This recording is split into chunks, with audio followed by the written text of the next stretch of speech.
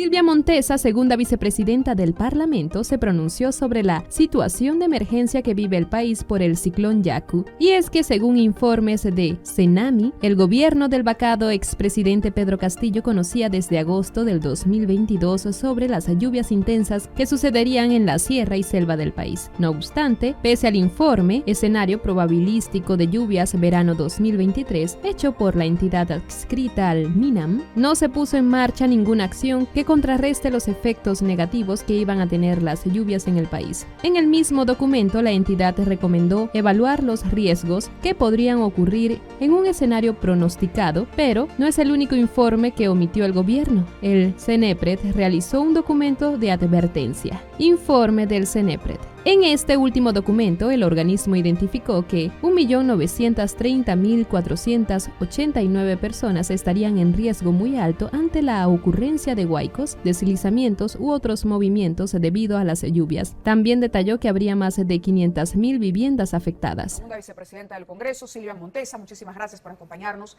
congresista, esta noche, una noche en la que tenemos que hacer un seguimiento, sin duda, de lo que acontece en el país.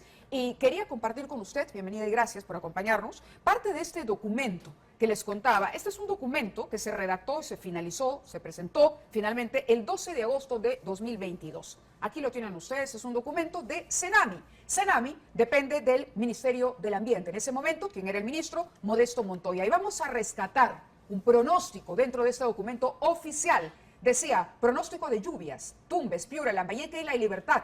En esta región se prevé un escenario de lluvias debajo de lo normal con una probabilidad de ocurrencia de 41% y como segundo escenario dentro de lo normal con 39% de probabilidad.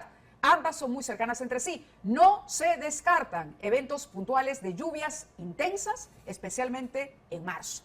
Costa Centro, Ancash y Lima. En la costa central se prevé que las lluvias varíen dentro de sus rangos con probabilidad de ocurrencia de 40%, seguido de un escenario que contempla condiciones inferiores a lo normal. Pero hay más todavía en este documento. Aquí está el diagrama, ¿no? Un diagrama que veía cómo en Ancash y Lima se advertía ya la presencia de lluvias en estas regiones, en la parte alta de estas regiones. Y en el norte también se había anunciado. Y todo esto había dado pie a otro documento, porque esta información la recogió el CENEPRED, que es parte del Sistema Nacional de la Gestión de Riesgos, en otro informe de septiembre de 2022. En las conclusiones, este otro informe, ¿qué decía? ¿Qué decía? Pronóstico de lluvias para el verano 2023. Según el pronóstico, para los meses de enero-marzo, presentado por Cenami en el informe técnico tal del 15 de septiembre, al que hacíamos referencia, es más probable un escenario de lluvias con valores superiores a lo normal en la sierra central y sur del país. Dice, lo que estaría asociado a una continuación de la Niña en el Pacífico Central. En el resto del país esperan condiciones relativamente normales. Y las recomendaciones, finalmente, y para no aburrirlos, lo que hacía era que se tomen inmediatamente las medidas necesarias. Advertía a los gobiernos locales. Se ha identificado un total de 1.074.917 personas que estarían expuestas a riesgo muy alto frente a la posible ocurrencia de inundaciones. Es decir, no solamente debíamos haber aprendido por la historia recurrente de la presencia de este tipo de fenómenos y del fenómeno del Niño en el Perú, sino que además aquí está el trabajo el año pasado. Cuando el presidente Castillo todavía se mantenía en el cargo, el señor Modesto Montoya era el ministro de Ambiente y luego fue sustituido por el señor Wilber Rosas, de 24 de agosto al 7 de diciembre. Hay que mencionar que la producción de este programa se comunicó con Wilber Rosas para pedirle, por supuesto, una declaración, un comentario respecto a lo que está sucediendo. Y él lo que dijo es que estaba ocupado, pero que sí, que conocía los detalles del informe, que sí lo sabía. Y entonces, ¿qué se hizo? Recordemos que en agosto, el 9 de agosto, ¿qué pasaba? Poquito antes de que el Cenami entregara este informe al gobierno. Pero ¿en qué estaba pensando el gobierno de Pedro Castillo en ese momento? En Jennifer Paredes. La Fiscalía había allanado Palacio, ¿no? Y se investigaba la pérdida de imágenes de las cámaras y Pedro Castillo hacía un mensaje a la nación, ¿no? Daba un mensaje a la nación defendiendo a su familia y atacando a la Fiscalía. En septiembre del 18, cuando ya el CENEPRED advertía de esto y decía, atención, municipalidades, hay que trabajar y tomar medidas, el señor Castillo se iba de gira a Estados Unidos. Aquí está, coincidencias, ¿no? Coincidencias desafortunadas que explican finalmente lo que está pasando o aportan explicaciones. Bienvenida, la congresista está con nosotros y bueno, usted lo que ha hecho es pedir una investigación sobre el trabajo de esta autoridad para la reconstrucción con cambios. Así es. Buenas noches, Mávila. ¿Cuál es la opinión que se hace después de que hayamos compartido con nuestros televidentes y conocer aquí la información específica sobre los informes que ya se habían entregado? Lamentamos mucho lo que realmente hay esa información y que el gobierno no haya tomado cartas en el asunto y no haya comunicado y no haya hecho esa prevención, sabiendo todos esos informes del CENAMI, ¿no?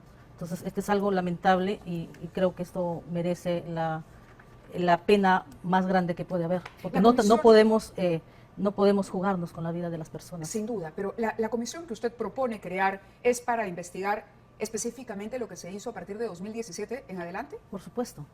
La Comisión de Reconstrucción por Cambios, lo que queremos es de que se forme una comisión multipartidaria de investigación para ver qué es lo que Reconstrucción por Cambios, qué es lo que no ha hecho, porque se ha invertido más de, o sea, el presupuesto que se inició son más de 26.000 millones de soles, ¿no? Que eso prácticamente son 5 ministerios, ¿no? Entonces, si tú vas al norte, no se ve y no refleja nada de lo que se ha hecho. Se ha dicho que se ha hecho colegios, se ha hecho postas de salud, perfecto, pero no se atacó el problema. No se hizo los ríos, no se ha hecho las defensas ribereñas, o sea, no ves nada, porque ahorita nuevamente tenemos el mismo problema. Entonces, hay una comisión congresal, sin embargo, del Niño Costero. Por supuesto, pero es para seguimiento de los problemas. Entonces se le preguntó a la comisión por qué no ha hecho la investigación, por qué no ha denunciado si hubo algún indicio, pero ellos dicen no nos han dado esa facultad, ¿no? Pero entonces, ¿cuál era el objetivo de este grupo de trabajo liderado por el congresista Revilla? Bueno, eso pues hay que preguntarle a ellos, pero yo en vista de que he ido a visitar el norte del país y he venido lamentablemente pues bastante adolorida de ver toda la situación que está atravesando el norte del país y a pedido del gobierno regional de Piura, donde nos ha pedido públicamente que se investigue porque su zona es bastante azotada por este fenómeno del Niño. Entonces yo he presentado esa moción pidiendo de que se conforme una comisión investigadora para determinar las responsabilidades que tenga que haber y de quiénes depende, por qué no se ha invertido esos dineros en todos estos proyectos de prevención. A ver, esta comisión en el Congreso del Niño Costero no ha costado poco dinero al Estado, ha gastado $500,000 en la contratación de asesores. Sí, usted nos dice que no hay conclusiones al respecto. Lo que nos ha manifestado el señor Revilla, cuando estuve en una entrevista con él, y cuando él dice ingresó solamente ha encontrado un avance del 20% y que ahora ya tiene un avance de un promedio del 75%. Casi 80, sí. Casi 80%, que inclusive le he dicho pues que yo no veo ese avance, ¿no? Pero bueno, él tendrá que responder por su comisión, ¿no? Entonces yo al ver eso he tenido que presentar esa moción. ¿Pero se justifica que el Congreso haya gastado $500,000 en la contratación de asesores para decirnos que lo que se hizo fue construir algunos colegios, algunas postas u hospitales, no solucionar el problema? Eso es algo que ya sabemos. No se necesita una comisión en el Congreso, menos que gaste esta cantidad de dinero en asesores para que diga algo que ya conocemos. Bueno, la comisión que se ha formado del Niño Costero para el seguimiento de los proyectos de reconstrucción por cambios tendrá que responderle al Congreso de la República y al país entero qué es lo que ha hecho, ¿no? Ellos son responsables de su comisión. Cada presidente es responsable de su comisión, de lo que ellos han hecho, y en su momento tendrán que responder. Entonces, con esa comisión investigadora también le tendrán que pedir cuentas a esa comisión qué es lo que han hecho. Fíjese que los antecedentes, en el año 2017, que ocurrió, cuando ocurrió aquel Niño Costero devastador, que es el antecedente de lo que aparentemente viene, ya está prácticamente confirmado. En esa oportunidad, otra congresista fujimorista fue encargada de presidir una comisión similar a esta. En ese momento fue la congresista Carla Schaefer. Durante su gestión también se gastó $800,000 en 18 meses. El grupo pasó a manos de su colega Luis Humberto López Vilela, quien se quedó hasta que el expresidente Martín Vizcarra dispuso ya el cierre del Parlamento en septiembre de 2019. Sí, han habido varias comisiones. Lo que nos va demostrando este tipo de comisiones es que no ofrecen alternativas de solución ninguna, sino revelar y confirmar algo que yo creo que todo el Perú ya sabe, que es una eficiencia completa de sus autoridades. No sé si usted ha podido acceder a los informes de la Contraloría sobre lo que ha ocurrido con la Autoridad para la Reconstrucción con Cambios, pero en efecto se ha construido hospitales, se ha construido colegios. Lo que no se ha hecho es lo que usted dice, atacar el problema, el origen del problema. Pero para no estar en estas circunstancias que estamos en este momento. ¿Quién diseña el plan de la reconstrucción con cambios? Es decir, ¿quién le dice al gobierno inglés esto es lo que vamos a construir? Es que por eso existe reconstrucción por cambios. Ellos tenían que tener un plan, ¿Y ese un plan? diseño. Se supone que ellos tuvieron que hacerlo. Por eso contrataron al Reino Unido. Le han pagado más de 600 millones de soles para hacer los convenios, ¿no? Se supone que si contrataron es porque Sí, tenían pero un plan el de gobierno trabajo. inglés hizo lo que le pidió la autoridad peruana. Por supuesto. Es decir, si la autoridad peruana le dice, señores, necesito 3 colegios, necesito 3 hospitales, pues ellos fueron, construyeron los colegios, construyeron los hospitales. tuvieron que, mira, todo es importante, los gobierno colegios, británico. las postas de salud, los hospitales, pero no atacaron el problema. Tuvieron que haber prioridades. Es más, le cuento otro detalle. El otro día conversábamos con el contralor, Nelson Chuck, y él decía que muchos de los estudios que recibió el gobierno británico estaban mal hechos por las autoridades locales peruanas. Y por lo tanto, lo que hacía el gobierno cuando recibía, hablo de los británicos, recibían el informe, decían, Esto está mal. está mal, hay que regresar, corregir, volver a hacer, y luego me lo traen cuando esté bien, porque yo no voy a invertir para un estudio que está mal hecho. Entonces, fue un problema de gestión peruana, nacional.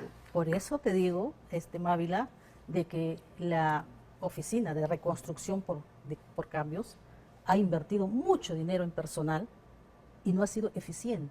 Ya se había dicho, pero no tomaron acciones. ¿Crees que fue una falta de parte del gobierno? ¿Qué te parece? Te invitamos a dejar tus opiniones, suscribirte y darle a la campana de notificaciones. Hasta luego.